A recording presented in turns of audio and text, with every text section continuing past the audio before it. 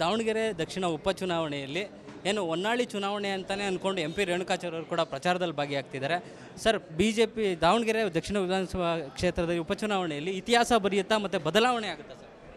ನಾನು ಒಬ್ಬ ಮಾಜಿ ಸಚಿವನಾಗಿ ರಾಜ್ಯದಲ್ಲಿ ಯಾವುದೇ ಉಪಚುನಾವಣೆಗಳು ನಡೆದರೂ ಸಹ ಕಾಲಿಗೆ ಚಕ್ರವನ್ನು ಕಟ್ಟಿಕೊಂಡು ನಾನು ಸುತ್ತಾಡಿದ್ದೇನೆ.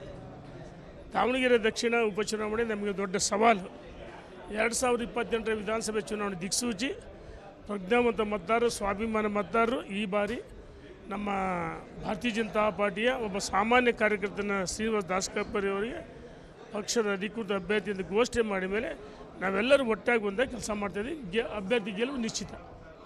ಈಗ ಸರ್, ವಂಶ ಪರಂಪರದ ಚುನಾವಣೆ 30 ವರ್ಷದಿಂದ ಗೆದ್ಕೊಂಡ್ಬಂದಿದ್ದಾರೆ. ಈಗ ಬದಲಾವಣೆ ಆಗಬೇಕು ಅನ್ನೋ ಜನರ ಬಯಕೆ ಈಡೇರುತ್ತೆ ಸರ್ ಈ ಚುನಾವಣೆ? ಮತದ ಪ್ರಜ್ಞಾವಂತ ಮತದಾರರು ಬದಲಾವಣೆ ಬಯಸಿದ್ರೆ ಆಗುತ್ತೆ.